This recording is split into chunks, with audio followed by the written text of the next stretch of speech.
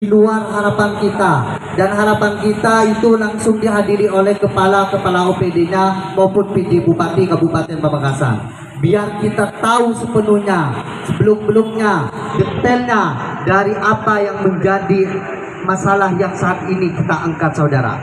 Namun gak apa-apa, sebagai bentuk representatif, sebelum ini nanti akan menjadi ini, sebelum terjadi pengawalan ke depan yang semakin masif, dan juga kami akan jadikan sampel dari beberapa statement OPD perwakilan dari beberapa OPD, yaitu DLH, perizinan maupun Dinkes tersebut.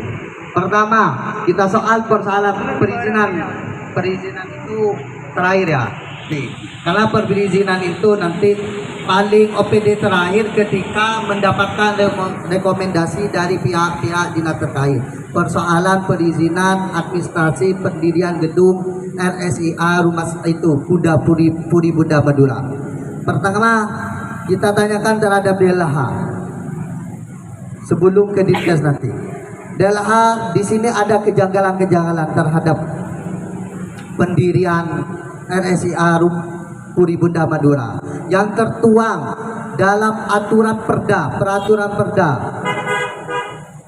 tahun 2023 tersebut, nomor 2 tahun 2023, bahwa di situ setiap pendirian gedung, fasilitas umum ataupun infrastruktur di Kabupaten Pamekasan itu diatur dan harus sesuai dengan apa yang ditentukan di RT RW atau perda yang mengatur tentang RT RW yang ada.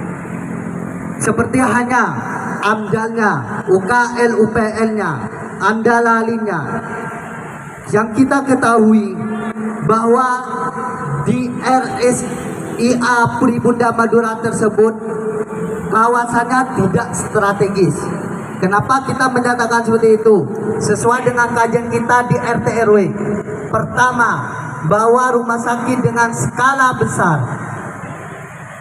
maupun skala rendah ataupun menengah itu harus meliputi RT RW yang ada. Tidak boleh berdiri di tengah-tengah permukiman, karena apa efeknya terhadap lingkungan setempat.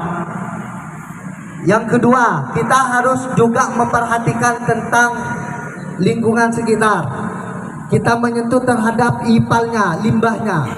Kami rasa di RSIA ketika kita cross check ke bawah, itu tidak ada sama sekali yang namanya pengelolaan ipal tersebut ataupun B3-nya. Dan itu harus dipertanyakan, karena persoalan limbah itu sangat bahaya.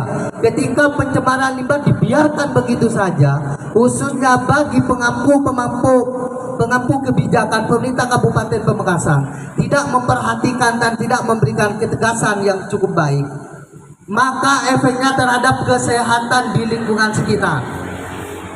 Yang ketiga, tentang pendirian tersebut itu dekat dengan lampu merah lalu lintas yang pastinya akan mengganggu ketertiban lalu lintas. Sedangkan kalau kita dikaji Permenhub tahun 2000 nomor 17 tahun 2021 itu sudah murni bahwa dan sangat jelas bahwa di situ ada larangan-larangan. Pertama, jika pembangunan ada pendirian sebagai infrastruktur akan mengganggu ketertiban umum lalu lintas. Yang kedua, nanti akan mengganggu kekonsentrasian bagi pengguna lalu lintas. Yang ketiga, ketertiban lalu lintas. Yang nanti dan juga yang harus diperhatikan terhadap keluar masuknya kendaraan lalu lintas tersebut. Itu yang harus diperhatikan. Sedangkan di RSIA Puri Buddha Madura itu pasti sudah bisa dipastikan tidak objektif dan tidak strategis, saudara. Yang ketiga, tentang luas parkir. Itu dapat dihitung, lahan parkirnya tidak seberapa, palingan muat 6 mobil. Sedangkan di sana diklaim sebagai rumah sakit umum, bukan rumah sakit khusus.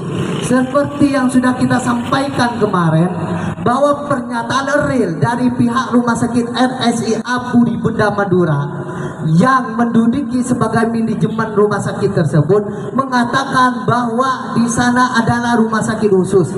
Sedangkan ketika kita cek di link salah satu yang diluncurkan oleh pihak Kemenkes itu terdaftar rumah sakit umum. Apa yang terjadi saudara ketika ada pernyataan dari pihak Dirgatim satu itu, mereka itu menyatakan dan mengakui memang benar-benar salah.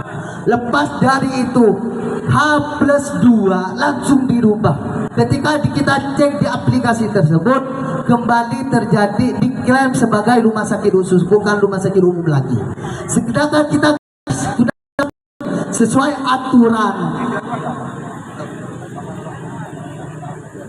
aturan nomor 14 tahun 2021 bahwa kalau ada ini ada apa? Ketika ada kawan kita konfirmasi ke pihak terkait sebenarnya mereka angkat tangan seolah-olah tidak mau tahu menahu persoalan ini, sedangkan sudah jelas di aturan Kemenkes nomor 14 tahun 2021 bahwa segala bentuk perubahan yang kita tekankan kembali sebelum kita menyentuh persoalan Kemenkes nanti, aturan di Kemenkesnya, persoalan IPAL ini yang harus kita perhatikan. IPAL ataupun limbah B3 itu adalah lumbung penyakit, sarang penyakit, dasar penyakit. Apabila dia tidak ditertibkan, IPAL tersebut